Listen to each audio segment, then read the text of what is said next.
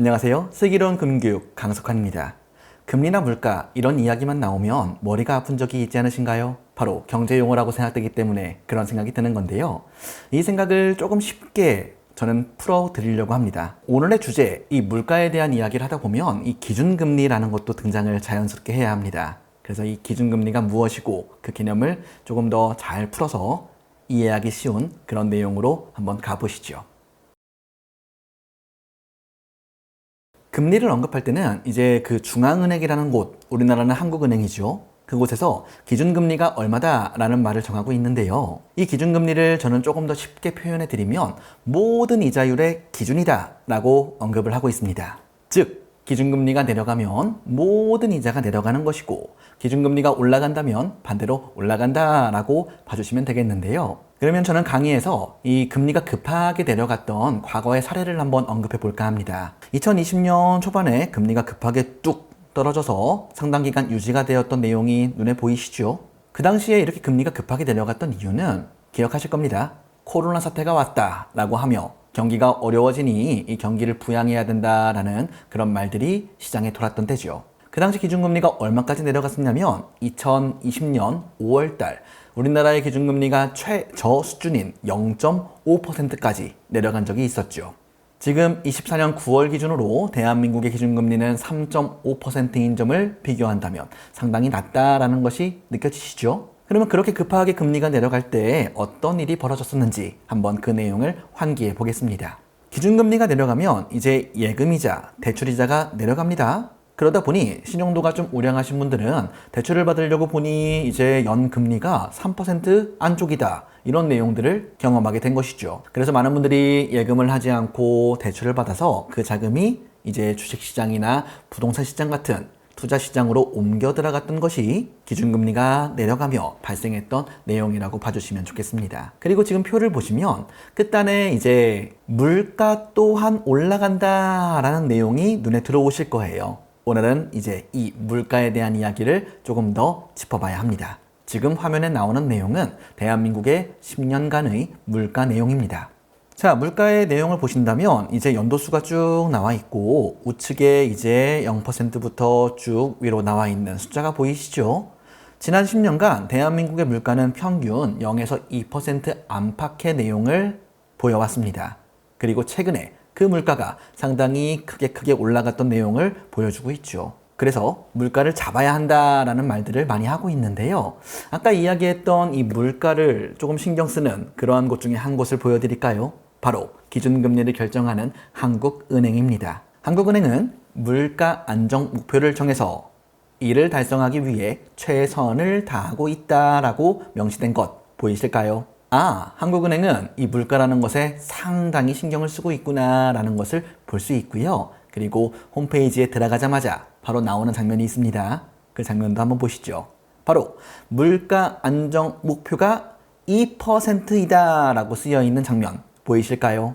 그럼 여기에서 아까 이야기했던 것처럼 고물가 5.1%, 3.5% 이런 내용들은 한국은행이 보기에는 2%보다 높다라고 표현할 수 있겠어요. 그러다 보니 이 물가를 잡기 위해 한국은행은 어떤 수단을 동원해야 할까요? 금리가 내려가며 결과적으로 이제 물가가 올라갔던 그런 내용들이 나와 있는 것 보이시죠? 그러면 반대로 이 물가를 낮추기 위해서는 한국은행은 어떻게 해야 될까요? 네, 맞습니다. 이제는 금리를 올려야 하는 것이죠. 그래서 한국은행은 이제 21년 8월 달부터 선제적으로 금리를 인상하기 시작했습니다.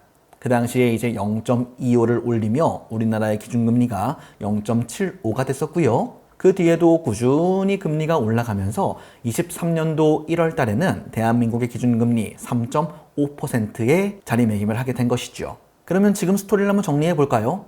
아, 경제가 어려워지니까 금리를 내려서 이제 경기를 부양해야겠다. 그러다 보니 물가가 조금씩 올라가네. 그럼 다시 이 물가를 잡기 위해서 또 금리를 올려서 이 물가를 잡는구나라는 그런 내용으로 우리는 이해할 수 있는 거죠. 그럼 이제부터 오늘의 핵심, 예적금만 하면 돈이 늘지 않는다. 그 이야기를 지금부터 풀어보겠습니다. 지금까지 우리는 이제 물가가 올라가면 금리가 따라 올라간다라는 내용을 봤네요. 그럼 결국 이 물가와 금리는 같은 방향으로 올라간다, 같은 방향으로 내려간다 라고 이해하시면 됩니다. 그리고 제가 언급했던 것처럼 이 기준금리라는 것은 예적금 이자율과도 같이 움직인다고 했어요. 그럼 결국 물가와 예적금 이자는 같은 방향으로 움직이는구나 라고 기억하시면 됩니다. 여기 지금 마우스가 있습니다. 이 마우스가 10,000원이라고 한번 가정을 해볼게요. 지금 마우스를 사야 하는 상황입니다. 근데 통장을 봤더니 통장에도 10,000원이 딱 들어있어요. 그럼 우리는 지금 이 마우스를 10,000원을 지불하고 사면 됩니다. 근데 이 마우스를 한 1년 정도 뒤에 사볼까라고 생각한다면 어떤 일이 벌어질까요? 물론 마우스의 가격은 달라질 수 있는데 이 마우스는 물가 상승률만큼만 올라간다라고 가정해 보겠습니다. 그리고 물가가 3%라고 가정한다면 마우스는 이제 10,000원이 아니고 1,300원이 되겠죠? 그러면 작년에 들어있던 우리 통장의 10,000원은 1년 뒤에 어떻게 되었을까요? 아까 언급했던 것처럼 물가와 금리가 비슷하게 움직인다고 했으니 예금이자도 3% 선이었을 겁니다. 그러면 우리 통장의 10,000원도 1,300원이 되어야겠죠. 여러분들은 돈을 버신 건가요? 300원의 이자가 들어왔지만 이 300원이 늘어났다고 좋아할 수 있을까요? 예적금은 물가와 비슷한 수준이기 때문에 우리의 돈이 불어나는 것이 아닌 쌓여가기만 하는 정도라고 이해를 하셔야 된다라는 것이 오늘의 핵심입니다. 그리고 실제로는 예금 이자에 3% 이자를 모두 주지 않고요. 이자 소득세라고 하는 그 세금도 차감해야 하기 때문에 실질 이자는 더 줄어들 수밖에 없죠. 오늘 이야기 드리고 싶은 건 예적금을 하지 마십시오가 아닙니다.